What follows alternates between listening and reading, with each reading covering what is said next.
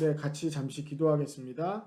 우리 마음의 네 번째 촛불을 켭니다. 소망, 평화, 기쁨, 사랑이 우리 안에 일어나기를 기도합니다. 죄와 사망의 권세 안에서 죽었던 우리를 구원해 주심을 감사드립니다. 그 피로 우리를 씻어 주셔 정결케 하시니 감사드립니다. 그리하여 다시금 시작하게 하시니 감사드립니다.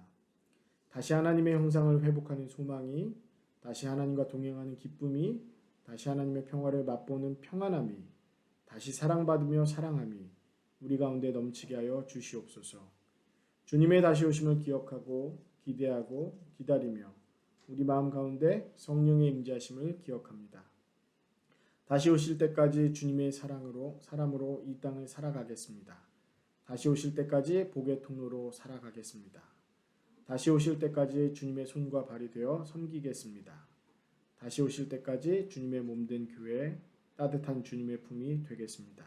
그러니 주님, 세상의 생명의 양식으로 오신 주님, 오늘 우리에게도 일용할 양식이 되어주시고 오늘 우리가 세상을 살아갈 힘이 되어주시옵소서. 오늘 우리의 연약함을 강하게 하시며 오늘 우리의 부족함을 채워주시옵소서. 오늘 우리에게 하나님의 계획을 보여주시고 오늘 우리에게 그 계획을 이룰 믿음을 허락하여 주시옵소서. 주님의 것이오니 주님의 뜻이 이루어짐을 믿습니다. 우리에게 다시 오시며 또 우리에게 오셨던 그리고 우리와 함께 하시는 예수 그리스도의 이름으로 기도드립니다. 아멘. 네, 오늘 말씀은 누가복음 1장 26절부터 38절까지의 말씀인데요. 이 말씀은 우리가 잘 알고 있는 마리아의 수태고지입니다. 이 마리아 수태고지를 통해서 우리에게 주시는 말씀 뜻을 이제 함께 잠시 나누고자 합니다. 말씀의 제목은요, 내게는 다 계획이 있지만 이라는 제목입니다. 사실 지난주에 교회 십자가를 교체할 계획이 있었습니다. 그런데 이제 업체 사장님이 가셔서 현장을 보니까 이게 가능하지 않아서 다시금 철수하고 다시 계획을 세워서 오겠다라고 했습니다.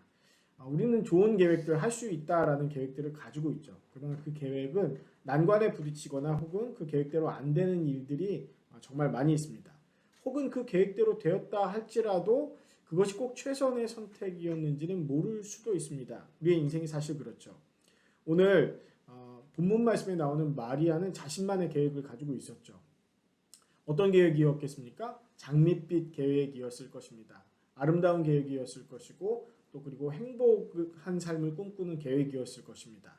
그런데 천사 가브리엘이 나타나서 하나님께서 계획하신 일에 대해서 들려주자 마리아의 계획은 사실 무너질 수밖에 없는 상황이 되었죠. 여러분 같으면 여러분이 마리아라면 어떠한 마음이 드시겠습니까? 오늘 본문 말씀의 핵심은요. 하나님이 물론 불가능이 없으시고 전능하신 분이시고 하나님의 뜻을 이루시는 분이시다라는 것입니다. 그러나 그 계획, 그 하나님의 계획을 이루는데 필요한 것들이 있다는 사실을 우리는 말씀을 통해서 볼 수 있습니다.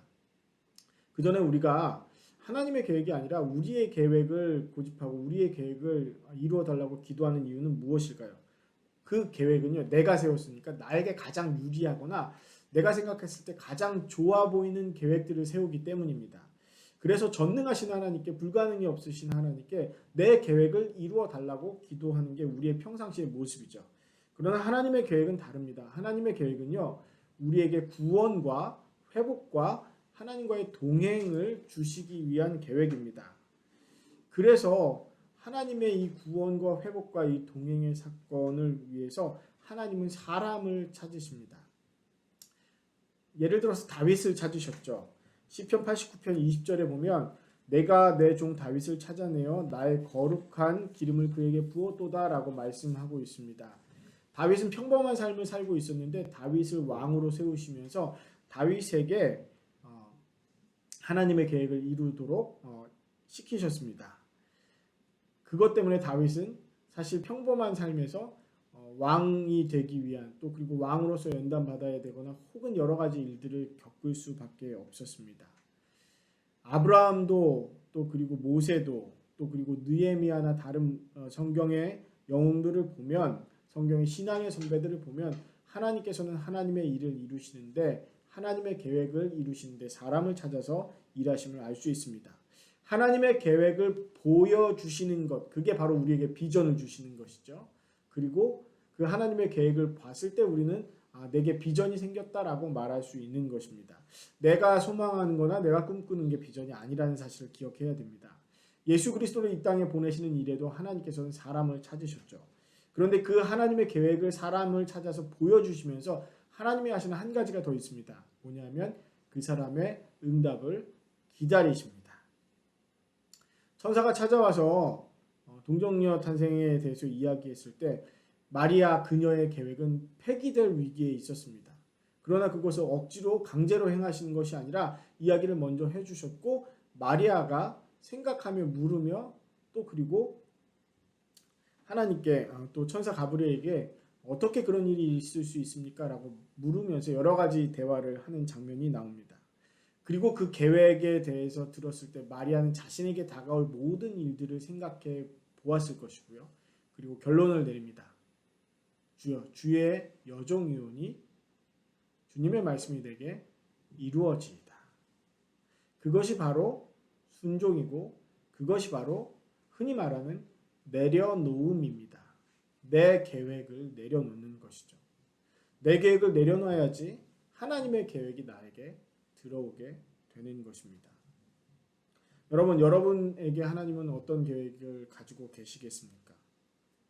하나님께서 주시는 말씀, 하나님께서 여러분에게 주시는 상황들, 또 여러분 주변에 주신 사람들을 보시면 하나님의 계획이 무엇인지 알 수 있을 것입니다. 그러면 그 계획에 따라서 내가 가지고 있는 계획대로 하는 것이 아니라 하나님의 계획, 또 그리고 그 계획을 이루기 위해서 하나님의 방법을 선택해야 됩니다. 서로 사랑하며 또 그리고 서로를 위해서 애쓰며 하나님의 뜻대로 살아가는 것입니다.